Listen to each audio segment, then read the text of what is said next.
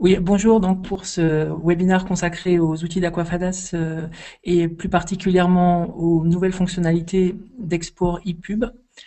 Donc dans ce webinaire, nous allons regarder comment les outils que nous proposons dans InDesign permettent de créer des ePubs à la fois Fixed Layout et Reflow à partir d'un document qui par ailleurs pourrait servir à fabriquer des applications telles qu'on le faisait jusqu'à présent, c'est-à-dire en exportant le document au format AVE, puis en allant fabriquer une application à partir de ce document. Donc, dans ce webinaire, on va se concentrer plus particulièrement sur l'ePub, et donc à ce titre, les démos des fichiers qui seront générés seront faites dans iBooks. Donc, vous voyez que j'ai un iPad en fait dont l'affichage est broadcasté via AirPlay sur vos écrans normalement. Et donc, vous pourrez voir ce qui se passe en fait dans l'iPad. Alors, on a choisi iBooks parce que c'est un lecteur ePub facile à utiliser et disponible. Bien sûr, tout ce qui est généré peut fonctionner dans toutes sortes d'autres liseuses ePub 3 euh, et aussi dans Ridium, qui est donc une liseuse web. Donc, sans plus tarder, allons dans InDesign et pour commencer à regarder comment fonctionnent ces nouveaux outils. Alors, je vais commencer par ouvrir un document et vous présenter la, les outils dans leur toute dernière version. C'est une version qui est pour l'instant en bêta, euh, euh, qui sera la future version 2.1 qui devrait arriver d'ici très peu de temps. En ce qui concerne l'export ePub Fixed Layout, c'est-à-dire dans lequel on respecte la maquette du document, ces outils sont déjà disponibles dans la version officielle 2.0 qui est disponible sur notre site. Euh, la bêta 2.1 est aussi disponible en téléchargement pour ceux qui aimeraient l'essayer. Ce que vous verrez aujourd'hui, c'est vraiment la toute dernière mouture de cette bêta. Alors il y a peut-être quelques aspects qui ne sont pas encore complètement finalisés et peut-être qu'on aura quelques surprises, mais euh, euh, ça m'empêchera pas de vous montrer en fait quels sont les changements importants qui sont survenus dans cette bêta.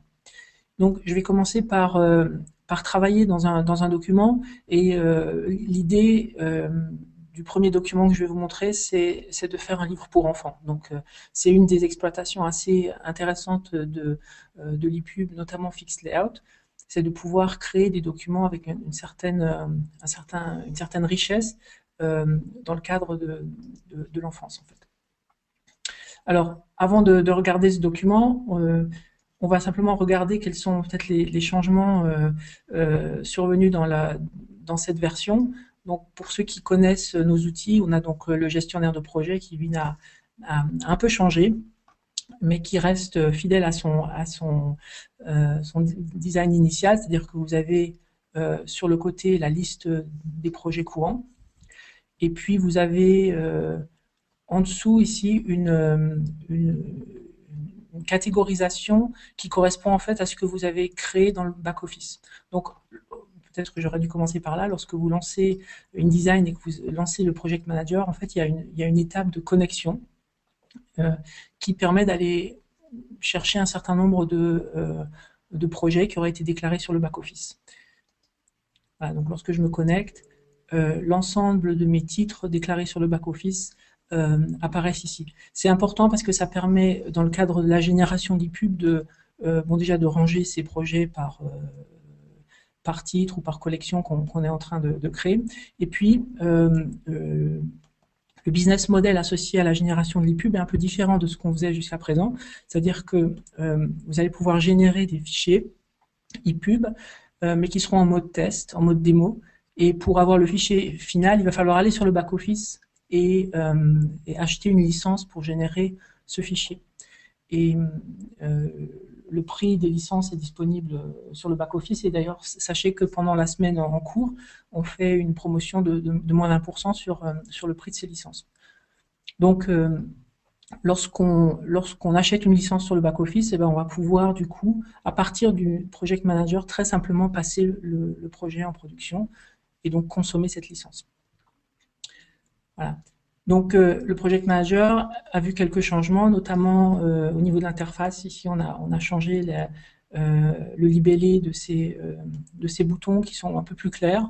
On a aussi un peu simplifié et un peu amélioré l'ergonomie. J'aimerais juste attirer l'attention sur un point dans ma démo. J'utilise InDesign CS6, donc ça c'est aussi une partie importante de la version 2.1, c'est qu'elle est totalement compatible avec CS6. Par contre, je n'ai pas de licence de Photoshop CS6, donc j'utilise une version plus ancienne de Photoshop pour laquelle j'ai une licence. Et vous voyez qu'à partir du menu préférences du Project Manager, on peut, depuis la version 2, choisir la version de Photoshop qui sera utilisée pour tous les traitements d'images. Donc il reconnaît automatiquement les versions installées et vous permet de choisir une version particulière. Voilà, donc ça c'est pour le gestionnaire de projet. La palette d'interactivité, on a aussi revu un certain nombre d'aspects d'interface. Donc vous voyez que lorsque rien n'est sélectionné, on a deux nouveaux boutons qui permettent de créer des enrichissements automatiquement en analysant les pages, et un nouveau bouton qui permet de transformer les enrichissements qui auraient été faits en utilisant DPS, donc la solution d'Adobe pour enrichir des objets, en enrichissement AVE. Donc si des slideshows ont été créés, ils vont être transformés automatiquement en slideshow AVE, ce qui permet de convertir rapidement des projets qui auraient déjà été démarrés et pour utiliser notre solution. Voilà. Donc, voilà les palettes. On va maintenant regarder ce document un peu plus en détail. Donc l'idée ici, c'est de créer un livre pour enfants. Et je vais choisir donc de fabriquer un livre avec des pages en vis-à-vis. Et dans certaines pages, je vais vouloir, typiquement dans un livre pour enfants, peut-être mettre, bon, bien sûr des images, mais aussi mettre des animations, et créer une lecture de type karaoké qui est supportée dans le format EPUB 3. Donc vous voyez que mon projet pour l'instant consiste en une couverture, qui est une image toute simple. Ensuite, j'ai dans ma deuxième page une image, pareil, d'introduction. J'ai ensuite un texte qui est formaté et qui a une certaine police. Voilà. Et enfin, j'ai deux pages blanches. Et dans ces deux pages blanches, je vais premièrement créer une animation HTML, et dans la deuxième, je vais créer un karaoké. Alors sachez que tout ce qu'on fait là permettra de fabriquer un fichier AVE pour fabriquer une application, mais aussi de fabriquer un EPUB. Donc, commençons par l'animation. Alors, vous savez peut-être qu'on a un logiciel d'animation qui s'appelle Motion Composer, qui me permet de très facilement créer des animations. Donc là, j'ai créé une animation au format 1024 par 768. C'est une animation très simple dans laquelle on a un déplacement très léger des arbres et ensuite les fleurs qui oscillent dans le vent. Voilà, donc c'est l'histoire du petit chaperon rouge qu'on va raconter. Voilà, donc une animation très simple créée en quelques minutes à partir de Motion Composer. Cette animation, je l'exporte au format HTML5, parce que je vais l'utiliser sur mon iPad, dans un dossier. Donc ça, je l'ai déjà fait pour préparer le travail. Voilà. Ensuite, j'ai pour mon read aloud besoin d'un fichier son, du texte associé au son, et d'une synchronisation entre ce texte et ce son. Donc j'ai préparé un petit morceau de texte qui est là. J'ai enregistré, un acteur a enregistré. The wolf thought to himself, what a tender young creature. Voilà. Donc j'ai une piste audio. Et puis pour la synchro, j'utilise un outil qui s'appelle iKaraoke Tune Prompter, qui me permet de coller mon texte, de mettre mon audio et ensuite de caler de façon très simple le démarrage de chaque mot sur mon fichier audio. Voilà le résultat. Donc simplement en ajustant les positions des mots, on va pouvoir créer cette synchro que j'exporte dans le fichier, dans le format iKaraoke Tune Prompter qui s'appelle KTP, pardon. Voilà, donc j'ai ici un fichier qui correspond à ce karaoké. Donc maintenant, dans InDesign, je vais faire l'assemblage de tout ça dans ma page. Donc, je commence par créer, pour mon animation, une boîte au format 1024 par 768. Je vais aller dans ma palette d'interactivité. Alors là, vous voyez la nouvelle palette d'interactivité. Alors, par rapport à la version 2, on retrouve les composants un peu avancés, ceux qu'on peut acheter sur notre site, tels que les activités, les jeux, etc. Et puis, vous voyez les composants auxquels vous êtes probablement habitués, tout ce qui est diaporama, vidéo, audio, et le karaoké est là, on va s'en servir tout de suite. On a aussi exposé un certain nombre de nouveaux composants, donc on n'aura probablement pas le temps de voir, mais je passerai dessus rapidement, qui permet de faire des choses intéressantes. Donc moi, ce qui m'intéresse ici, c'est d'intégrer mon animation HTML5. Alors je pourrais le faire en utilisant la page HTML5, en enrichissant ce bloc avec ça. Ici, je vais utiliser le composant Motion Composer. Donc il me faut simplement sélectionner la position de mon export. Donc c'est ce que j'ai exporté tout à l'heure à partir de Motion Composer dans ce dossier. Je sélectionne ce dossier. Voilà. Vous voyez que je peux ensuite déclencher un certain nombre d'actions lorsque, par exemple, l'animation se déclenche. Je peux faire pas mal de choses. Ici, je veux faire un truc très simple, donc je ne vais pas aller beaucoup plus loin. Voilà. Et ensuite, je vais créer pour mon texte de karaoké une autre boîte. Alors, vous noterez que bon, je pourrais très bien mettre cette boîte de texte sur mon animation, mais en fait, là, je choisis de faire une mise en page dans laquelle je vais avoir sur la page de gauche plutôt l'aspect visuel du livre, et sur la page de droite l'aspect textuel sans animation. Pourquoi? Parce que dans une application comme iBooks, on ne peut pas contrôler en fait le déclenchement d'une animation sur la page de droite. Et donc, l'enfant arrive sur la page de gauche, consomme ce qu'il y a sur la page de gauche. Quand il arrive sur la page de droite, l'animation a déjà été lancée depuis longtemps. Donc, si c'est pas une animation qui tourne en boucle, l'effet peut être un peu raté. Donc, il faut faire un peu attention lorsqu'on construit ce genre de livre interactif, pour l'instant privilégié, tant que iBooks ou d'autres ne permettent pas et le format EPUB 3 ne permet pas exactement de contrôler ce qui se passe sur la page de droite, peut-être de mettre plutôt des choses répétitives ou qui n'ont pas besoin d'être déclenchées à un moment précis. Voilà, donc ça c'est mon bloc pour le texte de la page de droite. Je vais l'enrichir avec le karaoké. Donc dans l'outil karaoké, je vais chercher le fichier audio. Alors, je vais donc pointer sur mon fichier MP3. Ensuite, je vais chercher le fichier de synchronisation. Vous voyez, il y a un filtre qui est fait sur les extensions pour vous permettre de trouver facilement le bon fichier. Et puis, j'ai mon texte que je vais aller copier à partir de mon éditeur dans la boîte de texte. Alors, pour formater ce texte, je vais pouvoir utiliser un style d'InDesign. Et vous voyez que là, on a accès à tous les styles qui ont été définis dans le document. Ici, je vais me servir du style qui s'appelle karaoké. Voilà. Je peux faire un certain nombre d'actions à la fin du karaoké. Moi, pour l'instant, je vais rien faire de tout ça. Je vais simplement sauver mon document. Voilà. Alors, ce document contient donc des images, contient un karaoké, une animation, contient ici un bloc de texte dans une fonte, dans une police qui n'est pas une police standard.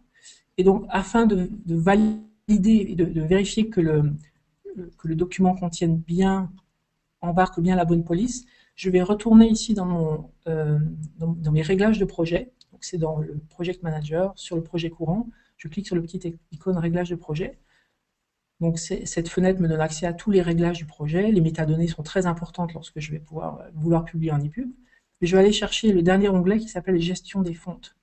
Et cet onglet me permet de décider quelles sont les polices que je vais embarquer ou non dans mon EPUB.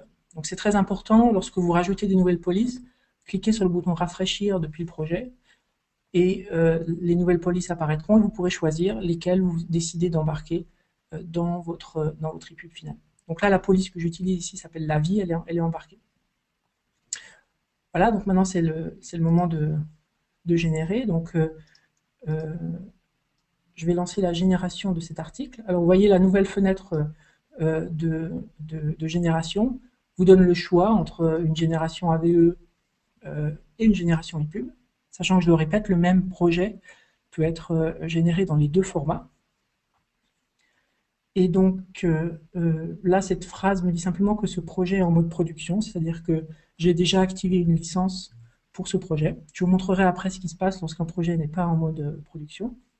Et je vais cliquer sur générer. Alors avant, je choisis mon format d'ePub. Sachez qu'il y a deux formats, en fait, il y a deux variantes de l'ePub.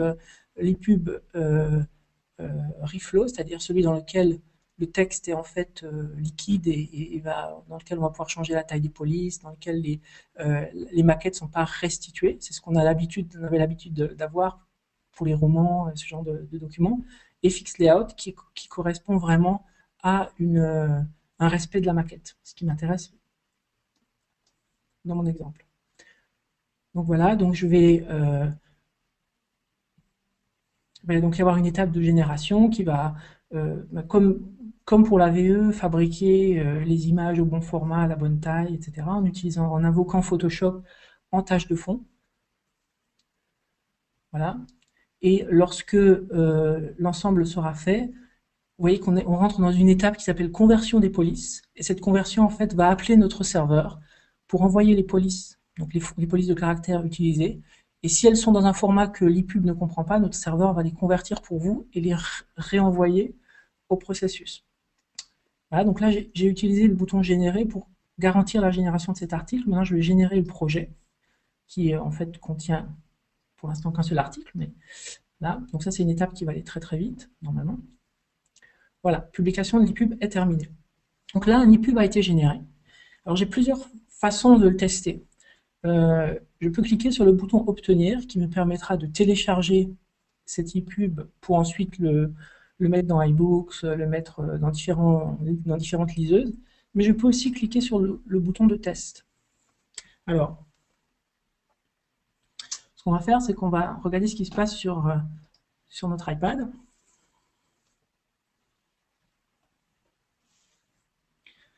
Voilà, alors, sur l'iPad,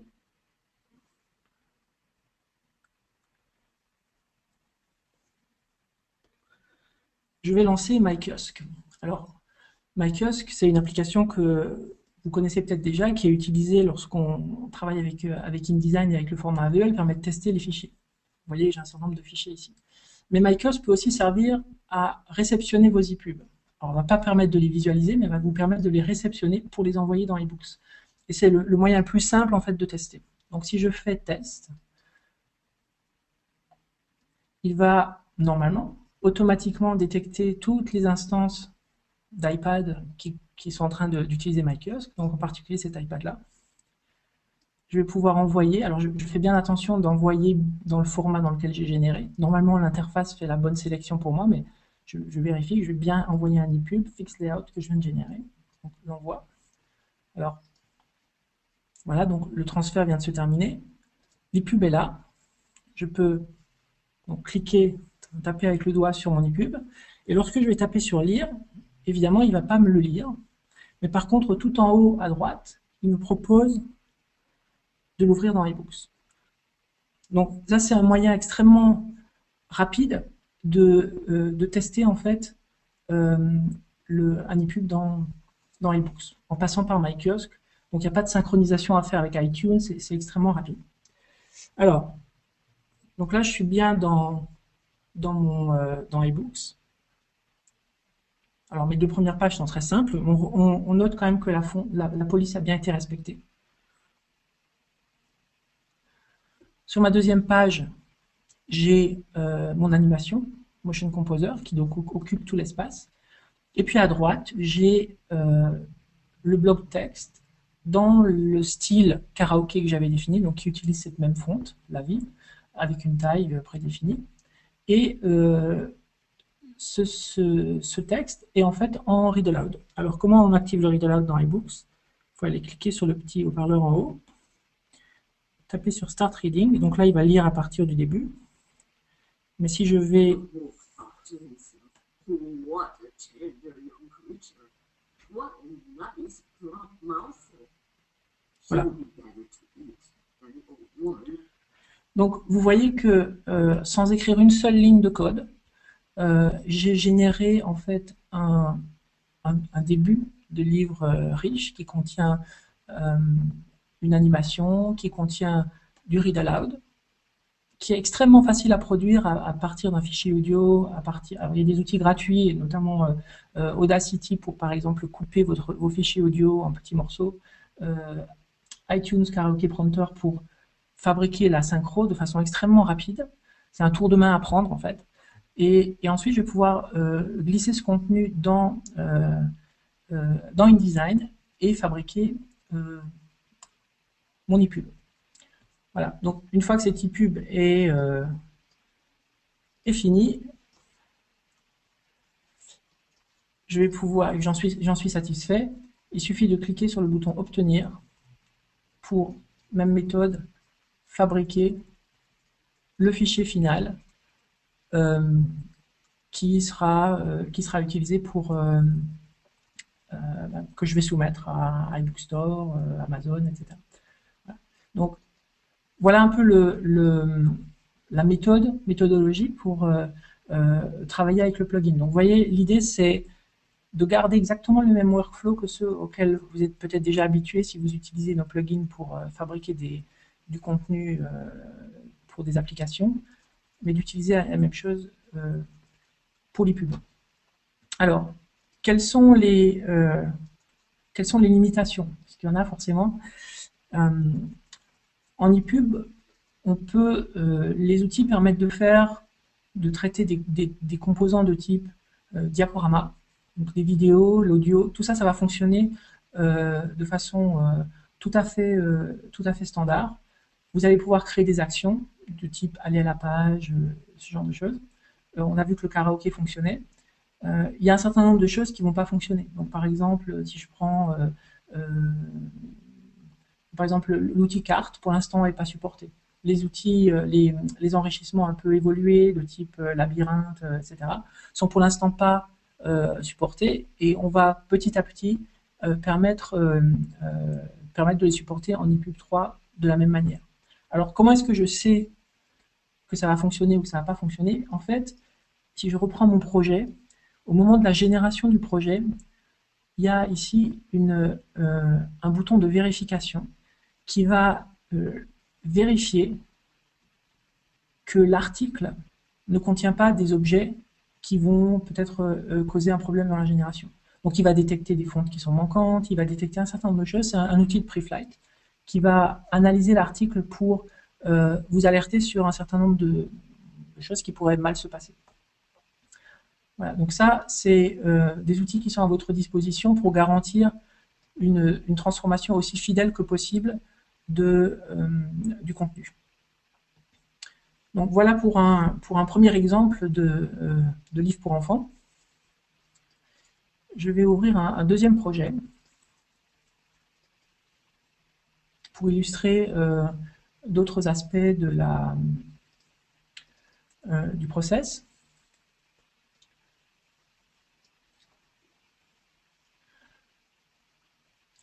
Voilà, donc là, je suis dans le cas d'un livre que j'ai construit avec des images, des textes, différentes polices de caractères différentes.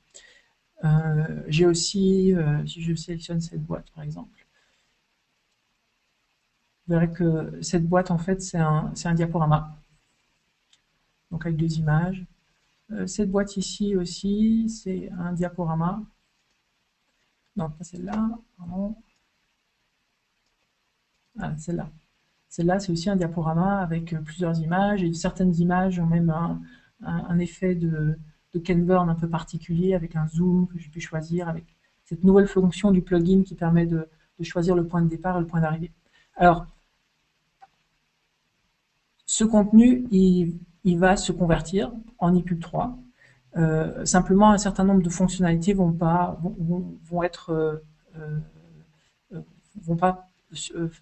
fonctionner dans l'ordre du passage. Donc par exemple, ce Ken Burn particulier va pas apparaître sous cette forme-là. De la même manière, donc le diaporama, lui, va être totalement converti. De la même manière, certains composants qui pourraient être un peu plus riches vont pas être convertis et j'aurai une alerte. Cette boîte-là contient une vidéo. Voilà, j'ai un fichier vidéo euh, qui est associé, qui est sur mon disque local. Voilà. Ici, j'ai un bouton. Pour l'instant, les boutons ne sont pas supportés. Donc ça, c'est des choses auxquelles on travaille et qui vont être améliorées par la suite. Mais voilà, un certain nombre de choses ne fonctionnent pas. Ça, c'est une image qui contient une action pour aller à un article donné. Donc aller à une page particulière d'un article donné. C'est un lien, si vous voulez. Donc ça, c'est par exemple tout à fait supporté. Voilà. Alors, quels sont on va le générer, on va regarder le résultat final, mais quelles sont les choses à veiller lorsqu'on fabrique un ePub? Alors, la première chose, c'est que si je prends une application telle que iBooks, je vais relancer. Voilà. iBooks, en fait, affiche toujours le contenu sous forme de 2 pages. Hein, donc des pages en vis-à-vis. Et il est absolument impossible dans iBooks d'avoir un élément interactif qui soit à cheval sur les 2 pages. Ça veut dire que une bonne pratique consiste à aussi éditer son document en pages en vis-à-vis. D'accord? Parce que de cette manière-là, je vais pouvoir absolument contrôler que mes enrichissements sont absolument limité à une seule page. Si je ne générais pas en vis-à-vis, que je regarde par exemple cette page-ci, voilà ce qui se passerait dans iBooks si je ne faisais pas de génération en vis-à-vis. Eh bien, iBooks, il y aurait l'image serait coupée en 2 en fait, et chaque moitié de l'image apparaîtrait sur une des 2 pages. Donc, le système gère parfaitement le fait que ces 2 images sont découpées, enfin que cette image sera découpée, la jonction sera parfaite. Par contre, si par exemple cette image était un slideshow, eh bien cet enrichissement serait perdu, puisqu'il est à cheval sur voilà, à cheval entre les 2 pages. Donc ça, c'est une première chose sur laquelle il faut veiller. La deuxième, c'est que dans certains cas, il ne faut pas oublier que l'ePub qu'on va générer est en fait du HTML. Et donc, le moteur de rendu HTML est un peu plus limité que ce qui est possible de faire avec InDesign ou avec du PDF. Et notamment lorsqu'on choisit des espacements intercaractères négatifs. Beaucoup de designers utilisent cette technique pour contrôler la largeur de certains titres ou obtenir des effets particuliers. Cette fonction est pas bien supportée sur les readers, enfin sur les navigateurs HTML. Et en conséquence, on obtient des fois des rendus extrêmement bizarres de certains titres, avec les lettres qui se baladent un peu partout. Donc l'idée, c'est de regarder ces styles, vérifier si on n'a pas des espacements trop négatifs, et de modifier ces styles afin d'obtenir le meilleur rendu possible. Lorsqu'absolument on souhaite garder de façon extrêmement fidèle un espacement intercaractère, à ce moment-là, il est très simple d'utiliser le bouton transformer pour fabriquer une image à partir de ce bloc. À ce moment-là, le bloc sera traité sous forme d'image et non plus sous forme de texte. Voilà. Donc, je vais vous montrer le résultat de la génération de ce document.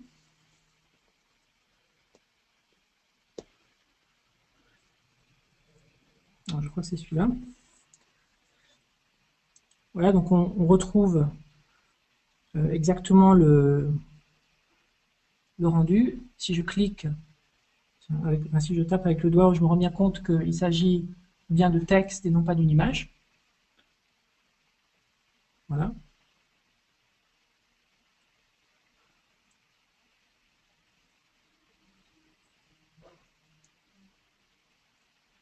Là, j'ai mon diaporama. J'ai mon bouton en dessous qui me permet de retourner à la couverture. Donc, c'était le lien entre mes pages. Vous voyez que iBook génère automatiquement générer automatiquement les imagettes en dessous.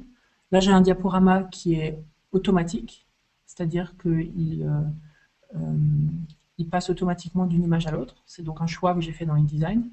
Et à l'export, il y a des petites imagettes qui sont générées en dessous, qui me permettent, alors ici elles sont un peu petites, d'aller directement à une image donnée.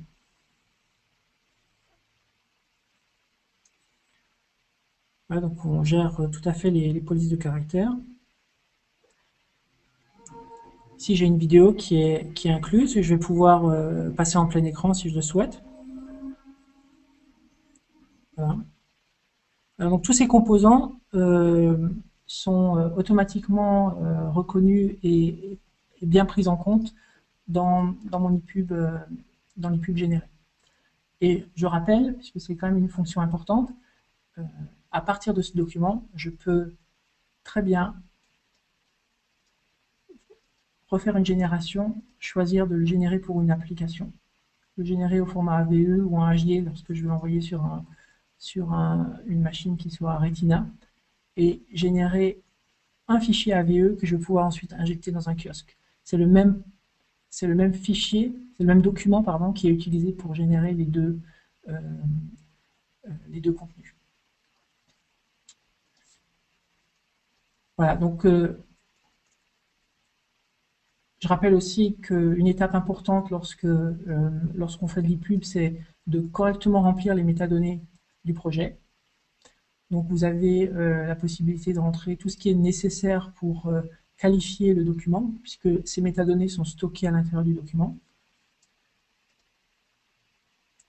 Voilà, vous avez quelques paramètres spécifiques au lecteur, sur lesquels je ne vais pas m'appesantir, mais qui permettent en fait de contrôler par exemple le zoom maximal qui est autorisé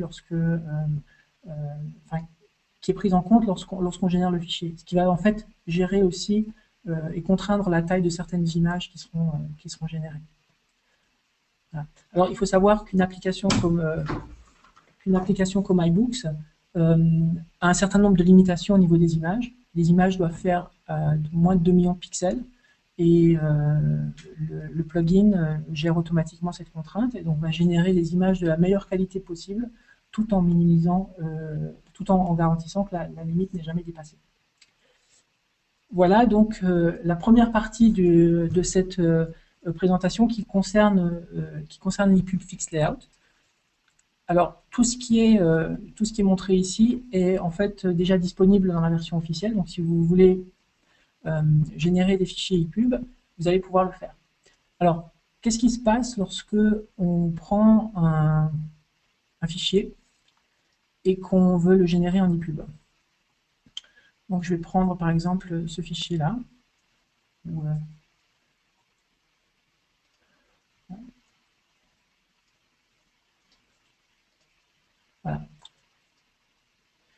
Lorsque je prends un document que j'ai créé et que je vais l'exporter en ePub, vous allez voir qu'il y a une petite alerte qui me dit que mon fichier va être généré en mode test.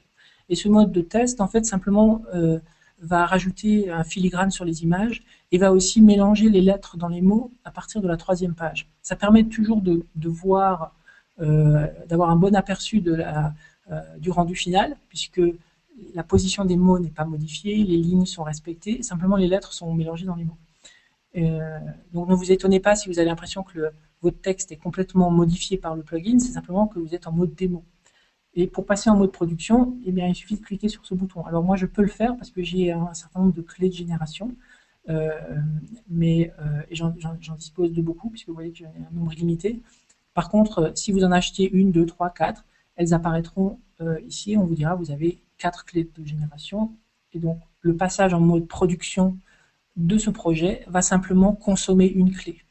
Alors, une fois consommée, la clé, vous pourrez régénérer le projet un certain nombre de fois, suffisamment de fois pour que vous puissiez converger vers votre ePub final. Donc vous ne payez pas à chaque génération, vous payez à chaque projet que vous construisez avec le plugin. Si vous avez besoin d'acheter des clés, il suffit d'aller sur le store avpublishing.com, de se connecter.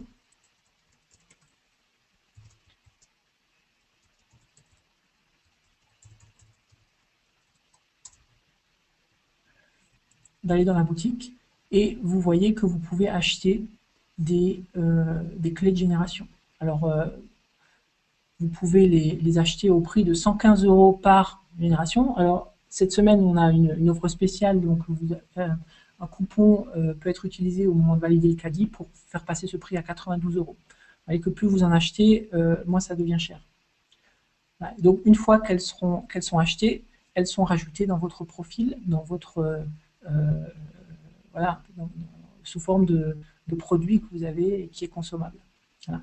Et elles doivent être consommées, il me semble, dans l'année. Voilà. Donc vous ne pouvez pas en acheter pour les années à venir, il faut les acheter un peu au fur et à mesure, mais vous pouvez prévoir quand même votre production. Voilà. Et donc comme vous êtes connecté avec ce même compte lorsque vous avez lancé le plugin, vous avez donc accès à toutes ces clés de façon transparente. Voilà, donc ça c'est la première chose que je voulais montrer, le principe de fonctionnement de la génération de l'ePub et de la construction de documents en ePub.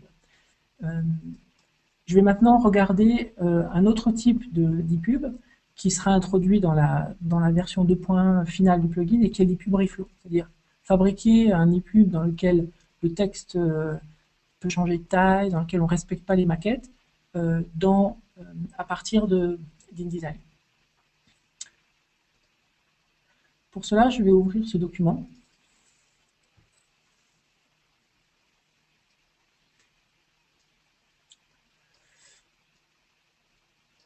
Voilà. Donc il s'agit d'un document très simple de quelques pages. Le texte n'a pas beaucoup d'importance ici. Voilà. Donc j'ai une couverture, ensuite j'ai un article qui contient du texte, différents styles, et qui contient des images, différents enrichissements potentiels. Alors l'idée de l'export en Reflow, c'est que nous allons exporter en fait uniquement des séquences de texte ou de texte et d'images qui auront été créés avec l'outil Smart Reading. Donc, je peux, dans les outils Aquafadas, sélectionner des blocs et utiliser je vais créer un premier bloc pour vous montrer. Je prends un bloc texte. Voilà. Voilà. Si je sélectionne ce bloc texte, je peux utiliser l'outil Smart Reading, qui me permet en fait de créer une séquence entre les blocs. Donc, je vais pouvoir dire, ce bloc est le premier de sa séquence, je vais rajouter un autre élément, je peux rajouter des images, d'autres blocs, etc. Alors, évidemment, c'est fastidieux de le faire à la main. C'est pour ça qu'on a un outil qui permet de créer ces séquences de façon automatique sur un document. Donc, si je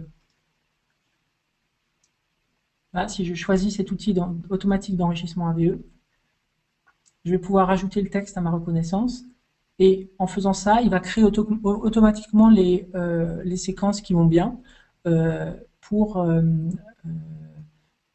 créer le Smart Reading. Alors je rappelle que le Smart Reading ou la lecture guidée est utilisé lorsqu'on fait de l'export AVE pour automatiquement dans la liseuse suivre le texte entre les différentes colonnes, entre les différentes pages, et ça permet de créer un chemin de lecture de façon automatique. On utilise en fait ces chemins de lecture pour l'export ePub. Et la règle est, tout ce qui existe dans un chemin de lecture va être exporté en ePub. Donc si j'oublie un bloc, et des fois c'est intéressant de ne pas mettre par exemple cette image-là, je ne vais pas forcément l'inclure dans mon chemin de lecture, à ce moment-là elle n'apparaîtra pas dans mon ePub final. Ce qui est probablement une bonne idée parce que cette image est peut-être parasite. Voilà. Donc il va donc falloir construire de façon automatique ou manuelle ou semi-automatique ces différents chemins de lecture. Une fois qu'ils sont créés, on pourra exporter l'ePub et on obtiendra la succession de ces chemins de lecture. Alors, dans certains cas, on va souhaiter, par exemple, non pas utiliser le texte, mais plutôt utiliser une image. Alors, c'est ce qu'on a fait, par exemple, sur la couverture. On a créé, en fait, je vais fermer ça. Voilà. On a groupé, en fait, ces différents blocs et on a créé un chemin de lecture qui contenait que le groupe. Et on est sûr, donc, que ce groupe sera exporté sous forme de son image représentante dans la première page. Ensuite, pour la suite, on a créé par exemple ici un autre groupe pour gérer ce titre. On a créé un autre groupe pour cette partie-là de la carte.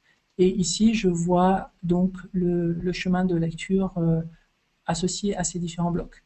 Donc je vois que le premier bloc, Olivia Sous, c'est le premier bloc de texte. Avant, j'ai ce bloc-là, qui est mon bloc de titre.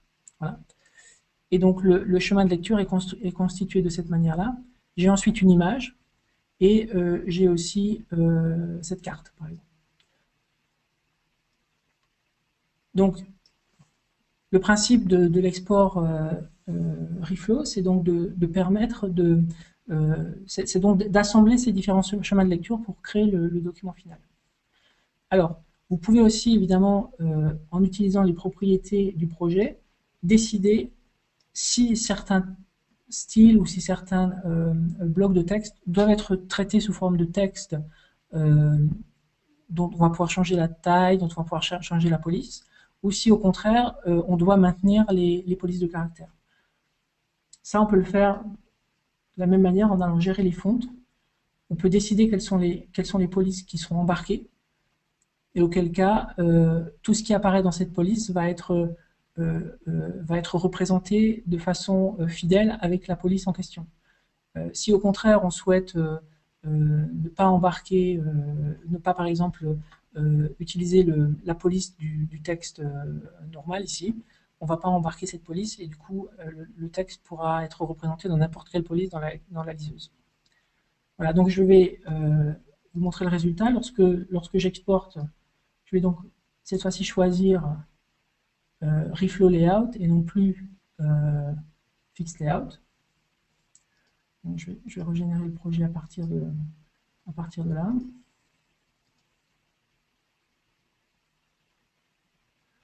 Voilà, donc il va passer dans les différentes étapes de génération, etc. Pendant qu'il fait ça, je vais pouvoir vous montrer le résultat final sur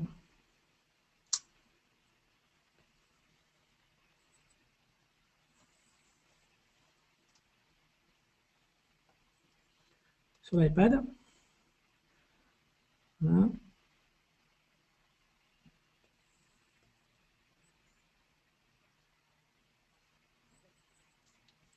Alors, je vais repartir du début.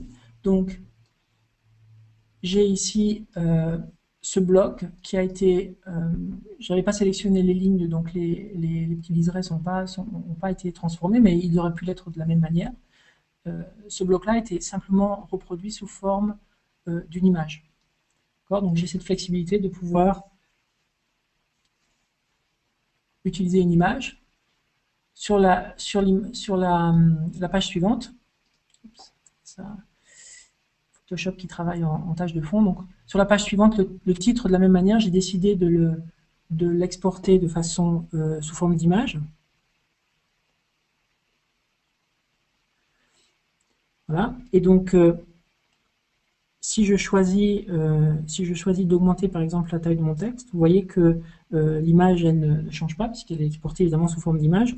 Le reste du texte est par contre exporté sous forme de texte standard. Je peux changer la fonte. Voilà. Tous les éléments qui auront été exportés avec leur fonte d'origine ne vont pas être affectés par cette opération-là. Voilà. Donc là, évidemment, j'ai une image, ensuite j'ai la carte qui avait été exportée sous forme de zoom, etc. Voilà, donc c'est la première étape de fabrication d'un livre en format Reflow à partir d'un document InDesign qui peut avoir du multicolonnage qui peut avoir différents attributs et est tout à fait supporté. Pour ce qui concerne la gestion de la table des matières, il suffit d'utiliser la fonction d'InDesign de gestion de table des matières pour fabriquer sa table des matières pour ce genre d'IPUB. Dernier point, au niveau des enrichissements, les enrichissements qui sont supportés pour l'instant sont les vidéos, l'audio. Les slideshows ne le sont pas encore, mais seront introduits d'ici la version finale. Voilà, donc je pense qu'on va s'arrêter là. Je vous invite à utiliser nos outils, à nous envoyer du feedback, des commentaires. Donc la version 2.0, qui est la version officielle, permet déjà d'exporter en EPUB Fixed Layout. La version 2.1 en bêta n'est pas encore complètement finalisée, permet aussi de faire du reflow et comporte de nombreuses améliorations. Téléchargez ces deux versions sur notre site avpublishing.com. Envoyez-nous votre feedback, surtout fabriquez de superbes contenus avec tous ces outils dans vos mains. Voilà, je vous souhaite une très bonne après-midi. Au revoir.